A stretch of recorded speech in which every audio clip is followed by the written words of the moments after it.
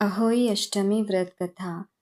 हिंदू पंचांग के अनुसार कार्तिक माह में कृष्ण पक्ष के दौरान दीपावली से 8 दिन पहले अहोई अष्टमी मनाई जाती है। यह करवा चौथ त्योहार के समान ही काफी अनुशासित व्रत के साथ मनाई जाती है, लेकिन यह अहोई अष्टमी त्योहार विशेष रूप से माँ द्वारा बेटों के लिए मनाई जाती है। माताएं माँ अहोई की पूजा करती है और अपने बच्चों की लंबी उम्र और समृद्धि के लिए उपवास रखती है। अहोई अष्टमी व्रत में आकाश में एक तारे का ही बहुत महत्व है, क्योंकि माताएं आकाश में एक तारे को ही देखकर व्रत का समापन कर देती है। श्री गणेशाय नमः। प्राचीन काल में किसी नगर में एक साहूकार रहता था। उसके 7 लड़के थे।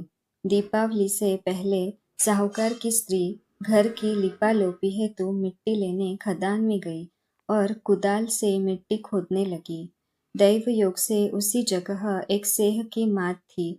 सहसा उस स्त्री के हाथ से कुदाल बच्चे को लग गई, जिससे सेह का बच्चा तत्काल मर गया। अपने हाथ से हुई हत्या को लेकर साहूकार की पत्नी को बहुत दुख हुआ, परंतु अब क्या हो सकता है। वह शोकाकुल पश्चाताप करती हुई अपने घर लौट आई। कुछ दिनों बाद उसके बेटे का निधन हो गया। फिर अकस्मात दूसरा, तीसरा और इस प्रकार वर्ष भर में उसके सभी बेटे मर गए। महिला अत्यंत व्यथित रहने लगी। एक दिन उसने अपने आस पड़ोस की महिलाओं को विलाप करते हुए बताया कि उसने जानबूझकर कभी कोई पाप नहीं किया। हाँ, एक बार खदान में मिट्टी खोदते हुए अनजाने में उसके हाथों एक सेह के बच्चे की हत्या अवश्य हुई है और तत्पश्चात उसके 7 बेटों की मृत्यु हो गई। यह सुनकर आस पड़ोस की वृद्ध औरतों ने साहूकार की पत्नी को दिलासा देते हुए कहा कि यह बात बताकर तुमने जो पश्चाताप किया है उससे तुम्हारा आधा पाप नष्ट हो गया है।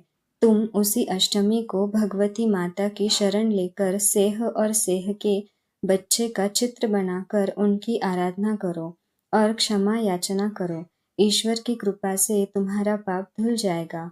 साहूकार की पत्नी ने वृद्ध महिलाओं की बात मानकर कार्तिक माह की कृष्ण पक्ष की अष्टमी को उपवास व पूजा याचना की। वह हर वर्ष नियमित रूप से ऐसा करने लगी। तत्पश्चात उसे 7 पुत्र रत्नों की प्राप्ति हुई। तभी से अहोई व्रत की परंपरा प्रचलित हो गई। अहोई माता की जय।